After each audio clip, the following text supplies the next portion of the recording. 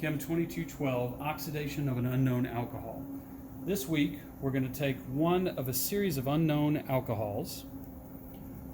We're going to react it with 5% sodium hypochlorite in acetic acid at 0 degrees. We'll be using an ice bath, oxidizing our secondary alcohol to a ketone. So let's take a look at our procedure. First thing that we're going to do is that we're going to choose an unknown, and our code here TN51U5XN. So that's our unknown alcohol. We're going to write that down on our data sheet.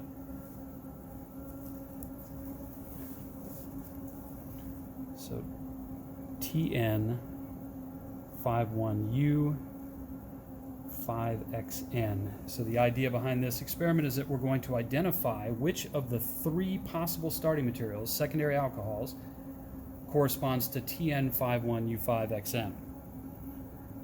We're going to measure out 2.1 grams of our unknown alcohol, and we're going to do that into a 100 ml round bottom flask. So we're going to start out, we're going to tare our balance here. We've got this inside of a bit of a cage here so that our air currents don't disrupt our measurements. I'm going to grab my unknown bottle, and I'm going to weigh out 2.1 grams.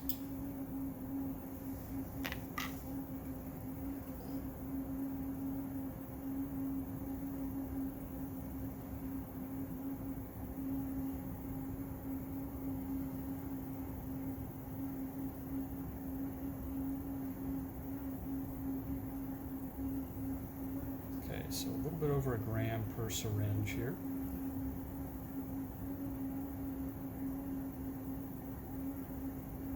I want to make sure I don't go over.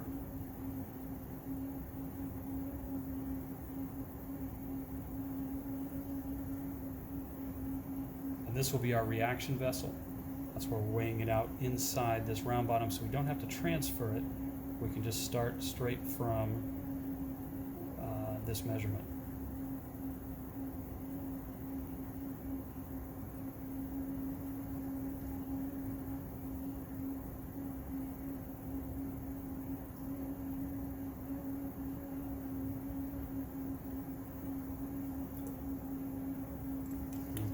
Put our top back on and see where we stand. So we're just a little bit over, but that's okay. We're going to make note of that on our data sheet. So we have 2.114 grams of our unknown. Okay. We're going to take that round bottom and we're going to set it into an ice bath. Okay, we're going to use the 400 ml beaker that we've got our 100 ml round bottom flask set in right now. I'm going to go ahead and place this here for the time being. And I'm going to make up my ice bath real quick. This is an exothermic reaction. You'll see this as a student note in your lab manual, so be very careful. We're going to keep this ice bath stocked with ice during the course of the reaction. I'm going to put a little bit of water for my sink to make this into a slurry. That'll make it easier to get even cooling.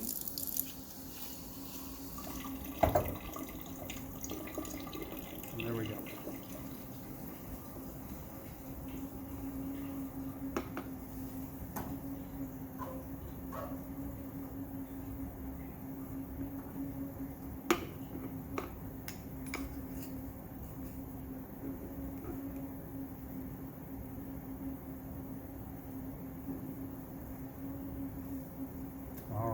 So there's our reaction vessel set in place and ready to go. The next step for our reaction is to add a stir bar and 1.75 mils of glacial acetic acid. We've got our stir bar here.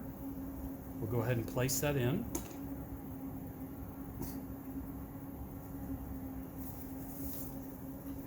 And we have our 1.75 mils of glacial acetic acid. I'm going to keep that under the snorkel. Just now I'm going to get a pipette. This is one of our long tip pipettes that allow us to get to the bottom of that graduated cylinder.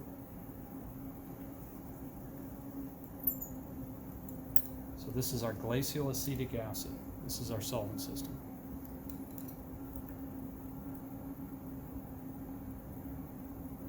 I'm going to draw up all of my glacial acetic acid, or at least as much as I can here, and transfer it into the reaction vessel. And that is a very strong odor, so we're going to have to do this portion fairly quick, this part of the procedure, so that we can get our snorkel set.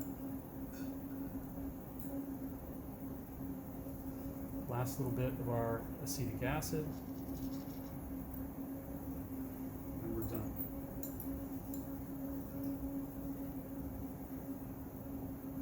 All right, now the next step is going to be adding our sodium hypochlorite. This is our oxidizing reagent. So we're going to take this, we're going to put it into a separatory funnel. We need to add it dropwise over the course of 10 minutes. And the simplest way to do that, rather than hovering over it with a pipette, is to set it to slow drip out of a separatory funnel. So we'll get that set up and we'll begin the addition of our oxidizer. So we have our 36 milliliters of sodium hypochlorite. We're going to put it into our separatory funnel here. I'm going to do this under the snorkel. This is household bleach, so it has a very strong odor, as most of you know. We'll get this set. I'm going to transfer this over to our apparatus here.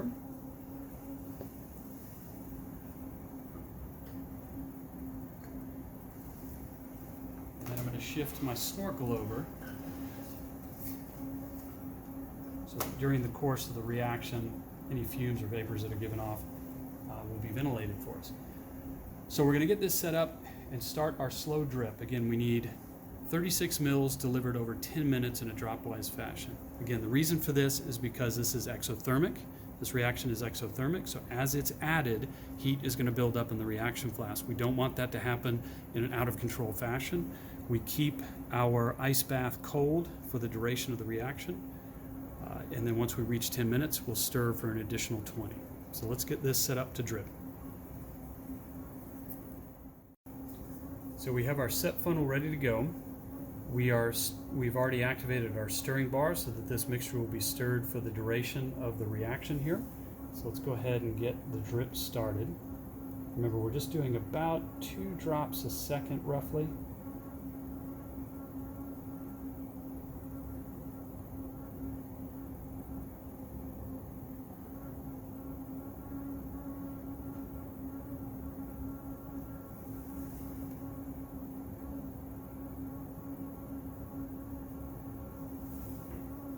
This is a very viscous solution.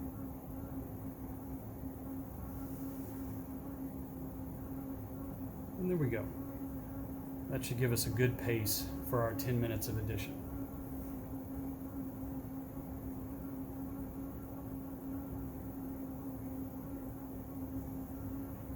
We'll be checking the temperature of the ice bath during the addition period. If we start to feel it going lukewarm and see the ice melt, we'll be adding in ice to keep it cold.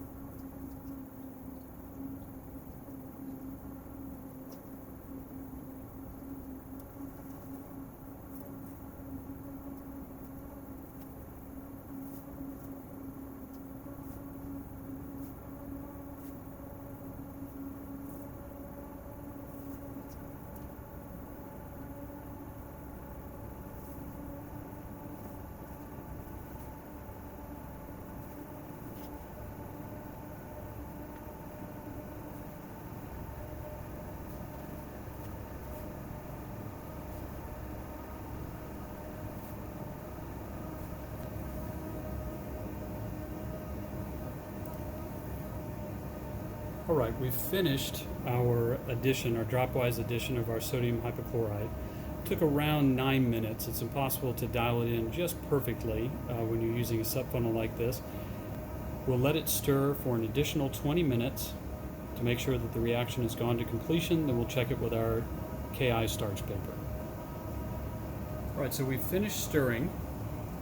We've given it an additional 20 minutes to react. I'm going to go ahead and take my SUP funnel off the top here because we need access to the flask. We're going to do a quick starch paper test. So this is potassium iodide starch paper. We're going to make sure that we have excess hypochlorite, sodium hypochlorite, in the system to make sure that our reaction has gone to completion. So I'm just going to tip my pipette into the reaction mixture. I have my KI starch paper here on the table, and I'm just going to touch the pipette onto the paper. And what we should see if we have excess sodium hypochlorite is this blue color. So it looks good to us. So that means that we have an excess of our oxidizing agent in our reaction flask, so we can move on to the next step, which is quenching the reaction. Now that we know we have an excess of sodium hypochlorite in the solution, we're going to go ahead and quench the reaction. We're going to do that by adding saturated sodium bisulfite. This is a reducing reagent. I'm going to add 4 mils to my reaction flask, one pipette at a time. We're doing this under the snorkel. This is a very strong smell for our sodium bisulfite. We're still in our ice bath and we're still stirring the solution.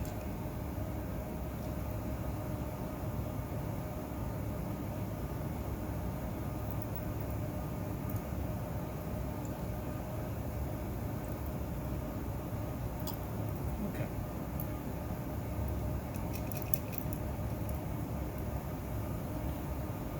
So that was 4 mils of our saturated sodium bisulfite used to neutralize the solution. We're going to let that stir for just a little bit, and then we'll test it on our KI starch paper. All right, so our solution has been stirring for a couple of minutes. I'm going to go ahead and, using the same pipette that I used to add my saturated sodium bisulfite, I'm going to rinse it in my reaction mixture just a little bit. I'm going to make sure that I've rinsed off any of our saturated solution. Then I'll get just a small amount on the tip of the reaction solution, and we're going to do the same test that we did just a second ago. And what we see is a dark blue spot, which tells us that we still have an excess of our oxidizing reagent, our sodium hypochlorite. So we're going to have to go through and add in 2 additional mils of our saturated sodium bisulfite solution.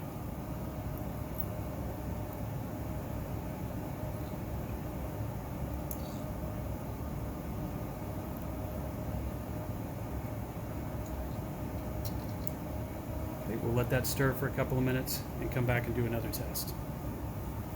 Okay, so we have stirred for a couple of minutes to make sure that that second aliquot of our saturated sodium bisulfite went into the reaction mixture. Let's go ahead and take a quick sample out using our pipette. We'll dip it out onto a second piece of starch paper.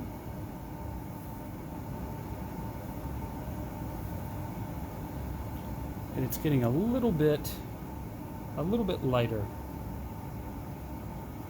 In fact, that's pretty close. Let me go ahead and get a new pipette. And let's try that test one more time. We may be at that point where we've neutralized, or where we have quenched the reaction. Let's do it on a new piece of paper here. Okay, and that looks pretty good. So what we see here on the center piece of starch paper is that we probably had a small droplet of our oxidant that was on the exterior of this other syringe or this other pipette. So when we went back to a clean pipette, what we see here is a negative test on our starch paper. It remains white, meaning that our oxidizing reagent is now quenched. We can now move on to our base workup. The next step of our reaction is to go through our base workup. So we have a solution of 6 molar sodium hydroxide. We've collected 10 mils because we're going to have to do this in stages. The first stage is adding 4.5 mils to our reaction vessel while it cools and stirs.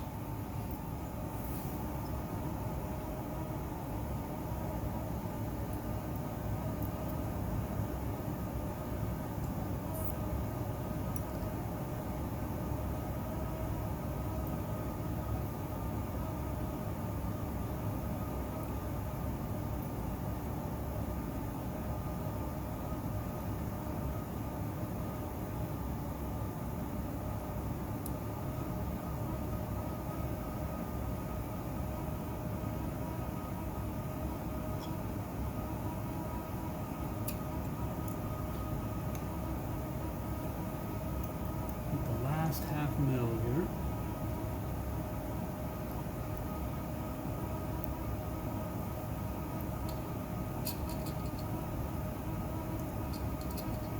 We're going to let that stir for just a minute before we check the pH.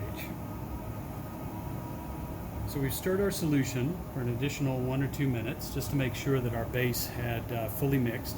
I'm going to go ahead and take a quick sample of the reaction solution. And we're going to test it on our pH paper.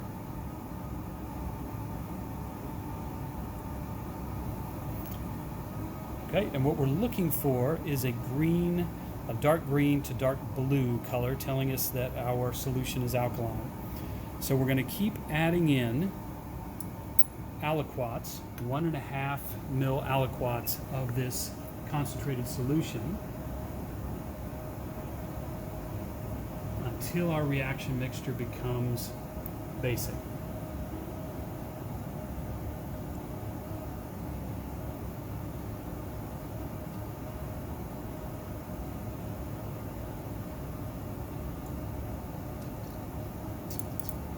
So there's an additional 1.5 mils of base.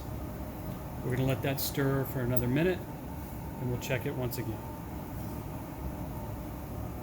So we're going to go ahead and take a sample of our reaction fluid again, move to a new piece of paper,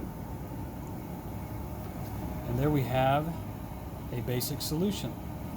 We can compare this to our testing strip here. So if we look at the side, we've got a pH of 8, which is weakly alkaline, which is our green, and then we have a pH of 10, which is strongly alkaline, strongly basic.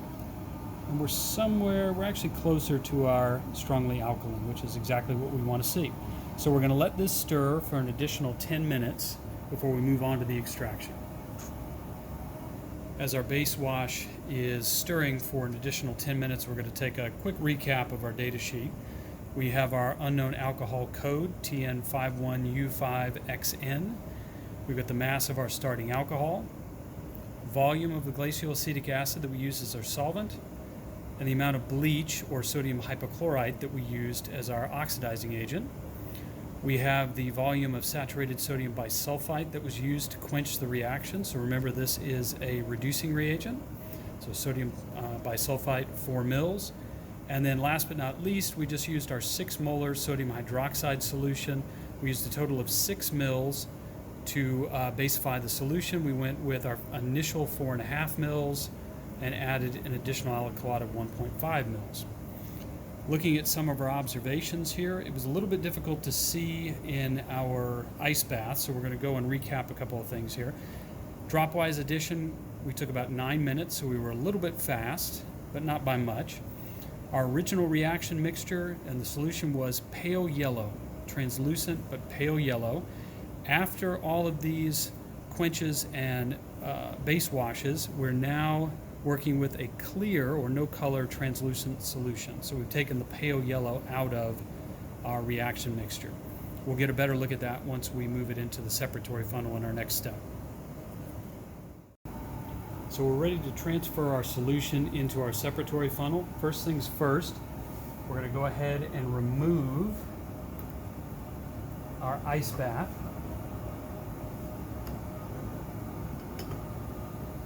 served its purpose. As we can see, the solution is now nice and clear. I'm going to go ahead and dry off our flask here so we can get a better look at it.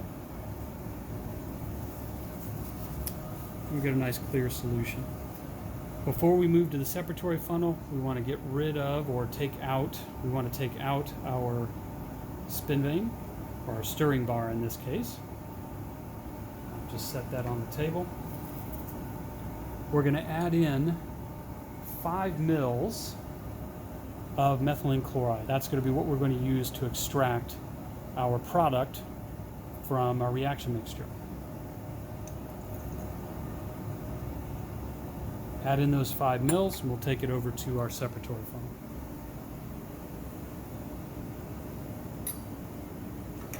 And we're always going to make sure that our stopcock is closed so that we don't accidentally pour it straight through. So we'll go ahead and pour this in.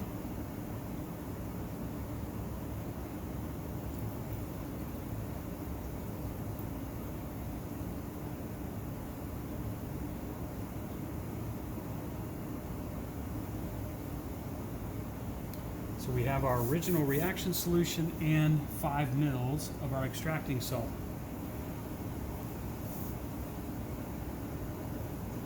I'm going to go ahead and put my cap on. Take it out of the O-ring or the ring clamp here. And I'm going to give it a gentle shake just to make sure that we're mixing those two solutions together. And I'm going to vent it away from myself and the camera. Another gentle shake.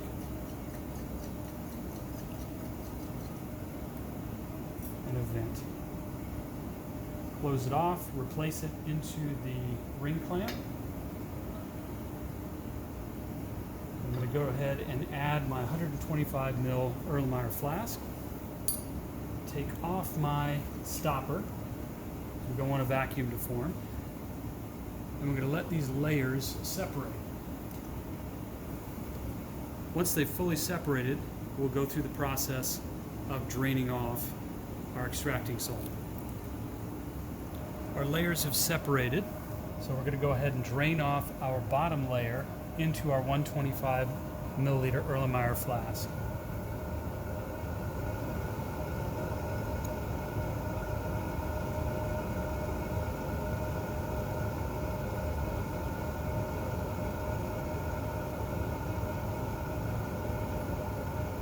Try and get as much as we possibly can, but if we leave a little bit in there, not a problem. We're going to do a second extraction with a second aliquot of our methylene chloride.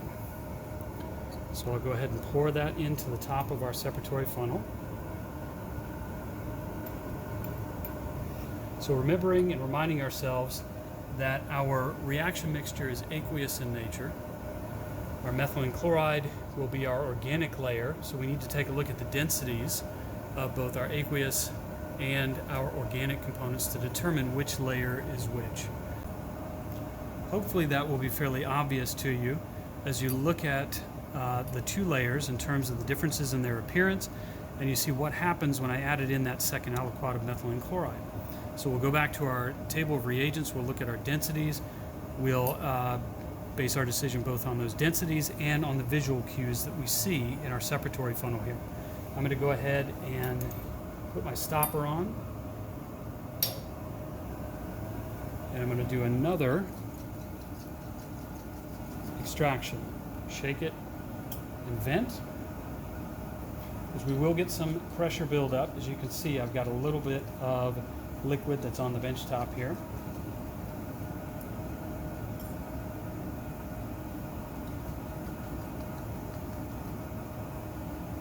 One last vent,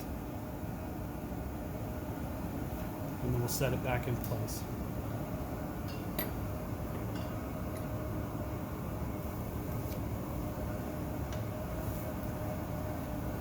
Once again, we'll let the layers separate before we drain our lower layer into our 125 Erlenmeyer flask.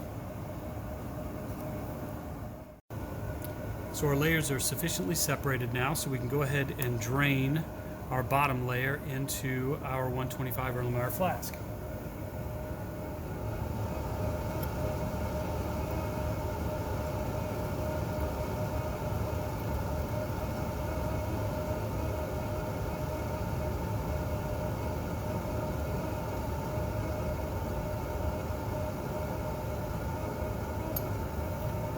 And there we go. If I get a little bit of water, we're going to go through a washing stage or step next using brine and DI water.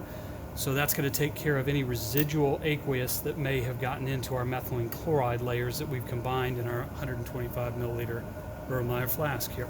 So we'll go ahead and take this, move it to the side.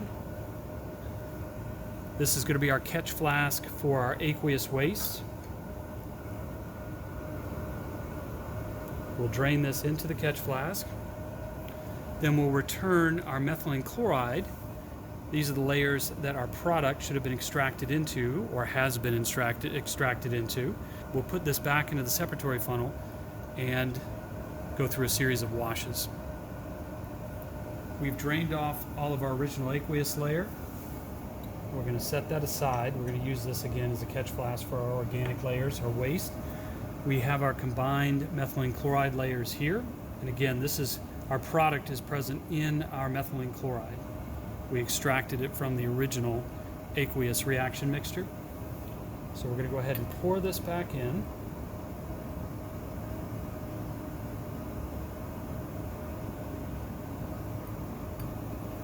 So previously we were extracting our product from the aqueous solution.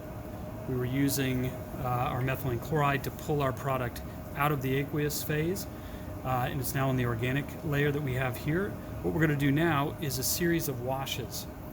And a wash is designed to remove any soluble, aqueous soluble impurities from our organic layer. So we're trying to purify our product that exists in our organic layer. The first wash we're going to do is 10 mils of DI water. So we'll go ahead and pour that in the top here.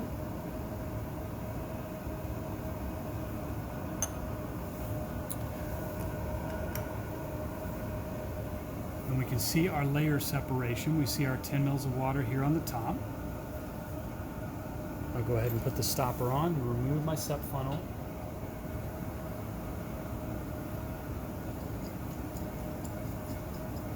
And we'll do the same thing that we did before. We'll shake and vent.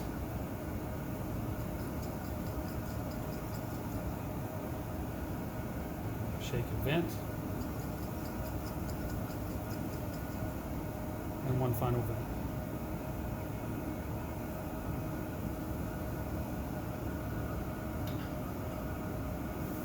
We'll remove our stopper.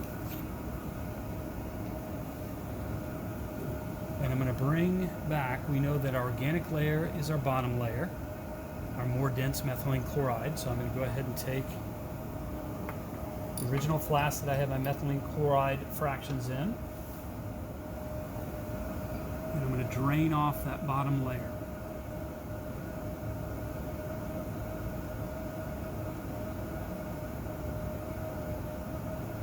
The idea being that any water-soluble impurities should be trapped in or located in the top layer, now our aqueous layer, which is composed of our deionized water.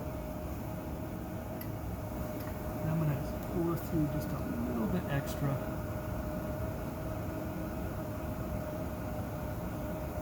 All right.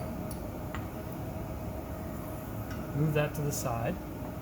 Bring back in my aqueous waste beaker or Erlenmeyer flask, and I'll drain off the rest of our DI water.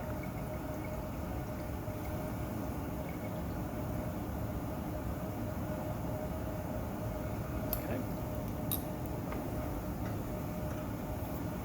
Take our methylene chloride, pour it back into our separatory funnel.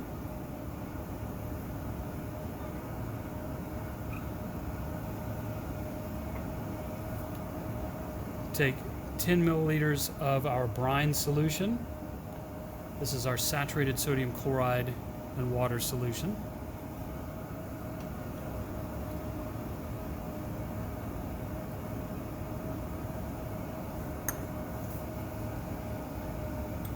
Put our stopper back on. Once again, we have our layer separation that you can see here.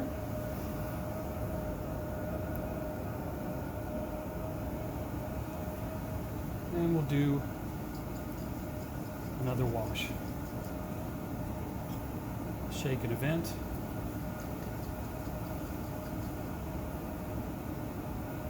Second time and a third for good measure.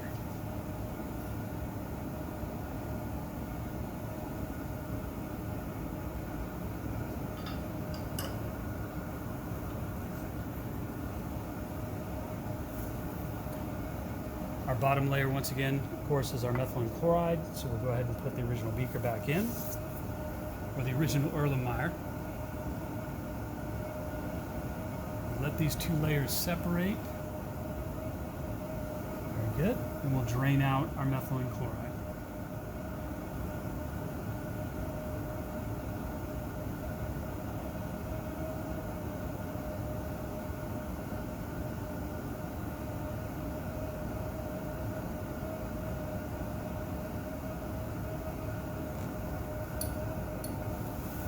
And there we go. So everything that remains in our separatory funnel is our brine solution plus impurities. We now have our methylene chloride and our product washed and ready to be dried. We're going to dry our solution with magnesium sulfate, which I have right here. We'll take our scupula, we'll get a little bit of our mag sulfate and add it to our solution.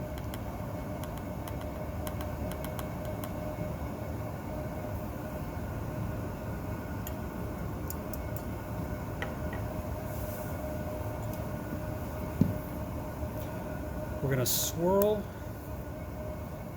our Erlenmeyer, and what we're looking for, I don't know if you can see that, some of the mag sulfate is stuck to the sides of our flask here, and what that indicates is that it is aggregated with water. Any water that was in solution, it's aggregated, but we do have quite a bit of free powder here, and the fact that we have free mag sulfate powder tells me that all of the water that was present in this flask has been aggregated and has been dried up. So our next step will be, meaning that we don't have to add any more mag sulfate to this to get it dry, we'll go through a gravity filtration in order to remove any remaining mag sulfate and to obtain our dried methylene chloride and product solution. Now that we've dried our solution, we're going to go ahead and pre-weigh our round bottom flask here. This is a 100 ml round bottom flask that we're going to use on the rotary evaporator to remove our methylene chloride solvent so we can obtain our purified product. So I'm going to go ahead and tear system here.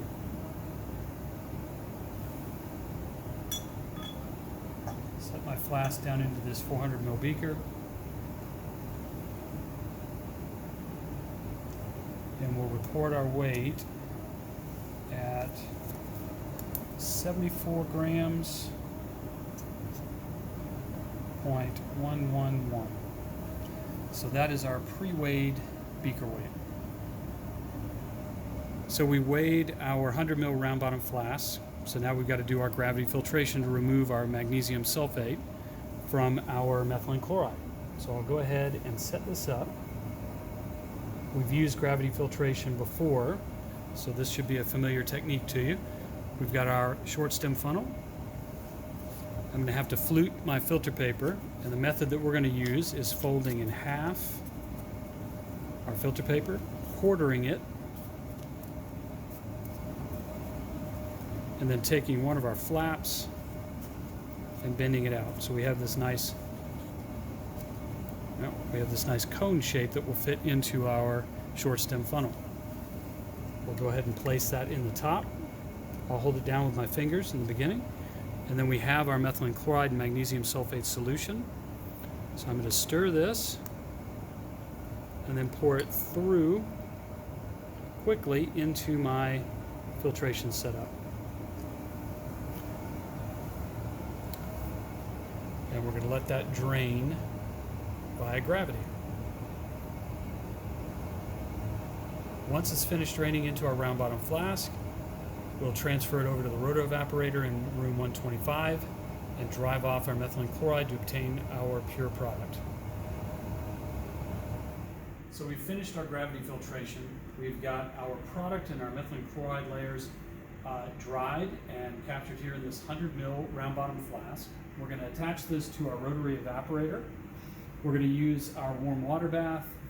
We're going to use our vacuum system here, and we're going to use our cooling unit to drive off the volatile methylene chloride to leave us with our pure product. We're going to attach our round bottom flask to our trap here.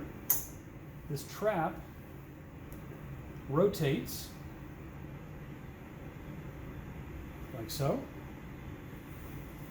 We can drop our flask down into our warm water bath. That's going to help drive our methylene chloride off as our vapors make their way up the trap into the barrel of our condensing unit here.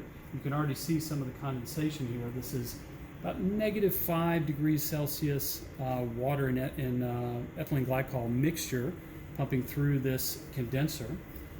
That's going to condense our methylene chloride and capture it in the bell right here. That's how we're going to capture that and put it into our hazardous waste. That's going to leave our pure product in our round bottom flask ready for us to go through the characterization process. Okay. So I'm going to go ahead and turn on our vacuum. If you look to the top of the condenser, you can see a small inlet here. This is in the open position. In order to start my vacuum, I'm going to have to put it into the closed position, turn this to the side. I'm going to go to the second unit here. This is plugged. These are in series. I'm going to close that as well. Take a look at the spinning flask here. You can start to see some bubbles forming. So we've got the heat applied from the warm water bath, and we have the vacuum that's going to be pulling that methylene chloride off. In order to make sure that this stays cold, I'm going to turn on our chiller, but the chiller is very loud, so I wanted to leave that off until the last possible second. Can you see some of that condensation coming down? Okay, so we can already see that we're pulling, just with the heat of the warm water bath and the vacuum, we're pulling that methylene chloride up into the barrel. We're hitting these cooled coils, and that methylene chloride is dripping down into the catch flask. So we're going to let this pull for a few minutes, drive off that methylene chloride, and come back and get our purified product. So we've taken our flask off of the roto-evaporator.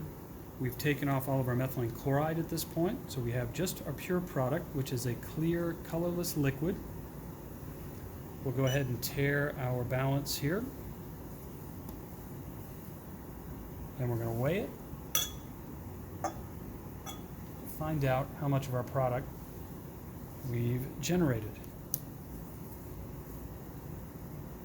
All right, so I've made a space here. The mass of the flask plus our product is 75 grams, 0.145.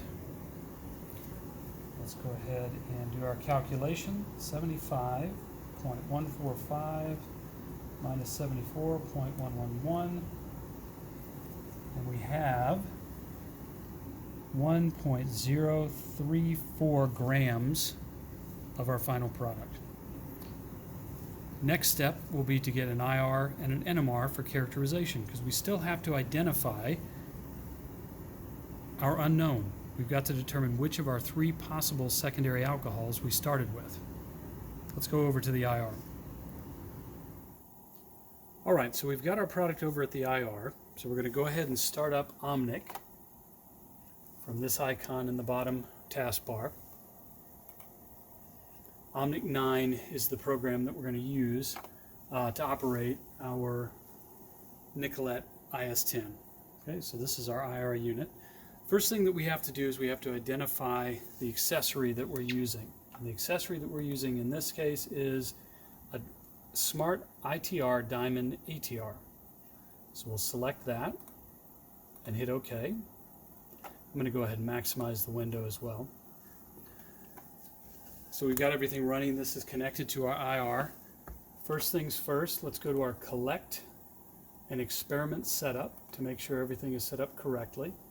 Our number of scans should be 8.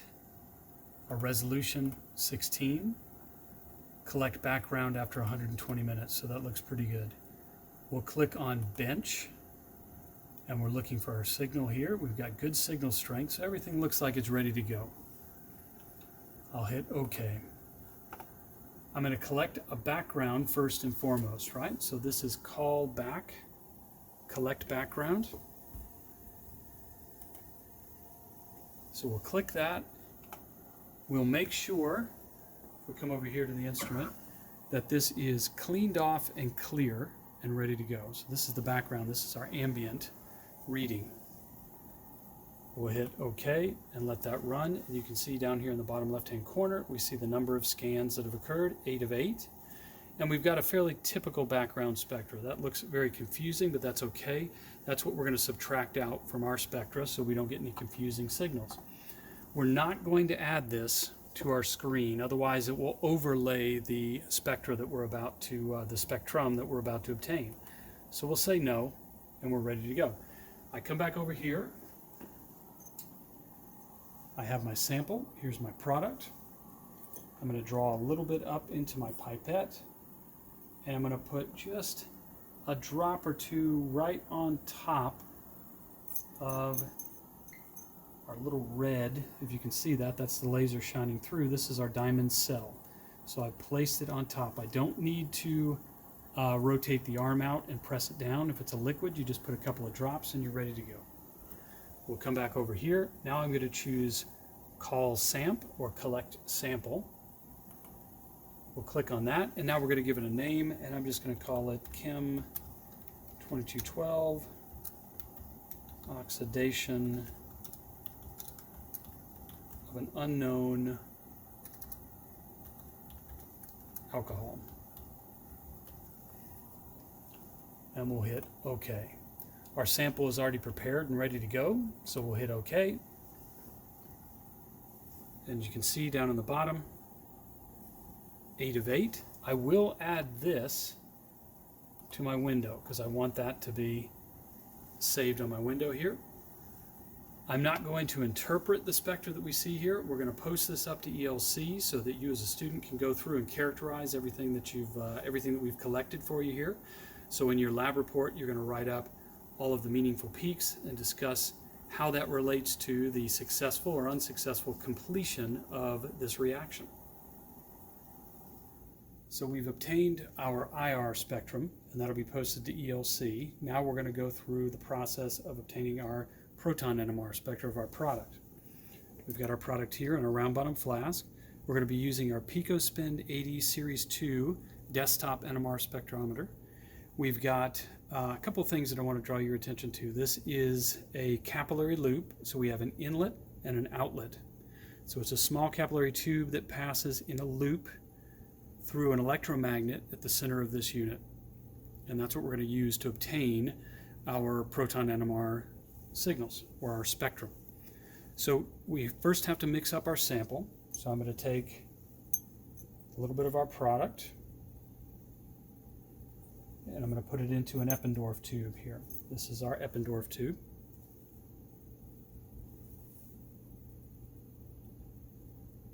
It's nice that this is a liquid product because we don't have to dissolve it into a solvent, so I'll put about that much into my Eppendorf tube. We can't take a spectra without having a standard. So we have our TMS. This is our TMS. Tetramethyl silane. You learned about that in class, so that's not anything new. We use this, I think, for the first time for our 3-component mixture separation. So you've seen these types of spectras, you've seen these PicoSpin instruments before. I'm going to get just a tiny bit out using my micropipette and add that into my Eppendorf tube. Well, first I'll go ahead and mix that up a bit.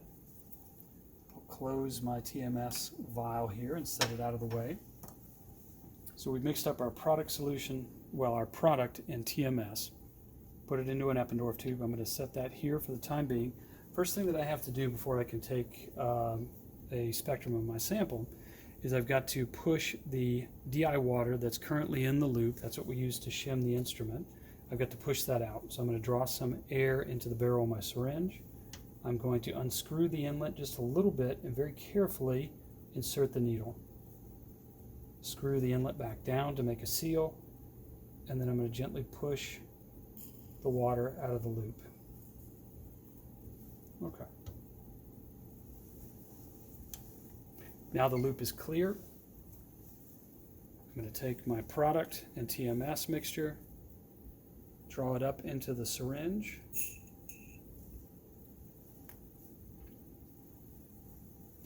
As you can see, I've got a bunch of air bubbles. We don't want any of that into our loop, so I'm going to use my CHEM wipe here.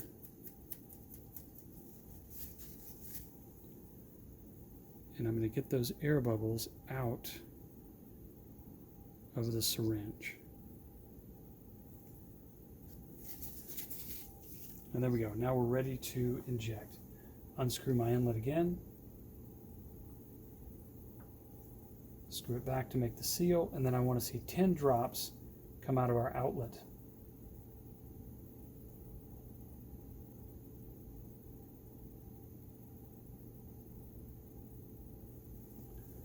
All right, unscrew the inlet, and we're ready to go. So our product in TMS is now contained in the capillary loop in our electromagnet. I come back over to here, clean up my workspace just a little bit, and I'm going to start the run. So currently right now we've got our run name is Oxidation of an Unknown Alcohol. We've got 8 requested scans. So let's see what we get.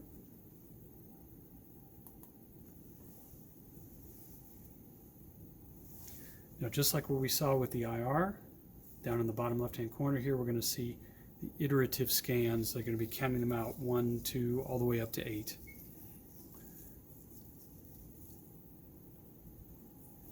$75, almost done. Now, I believe what's happening is we have our scale is a little zoomed in. We were looking at the shim earlier. So once this finishes up, I'm going to double-click the center of the screen, and it should take us back to a full view, and we'll be able to see our spectrum. All right, 100% complete. Let's double-click, and there we have our spectrum. I'm going to drag and drop across the screen, and we can see a nice set of peaks. Not set to 0 just yet. We have to pass this through our Mestry-C program so that we can get everything set to 0. We can get all the integrations done. Once we finish that, we'll post it to ELC for you to characterize. So this, along with your IR, the total amount of product obtained, will give you all the data that you need to write up your lab report. Good luck.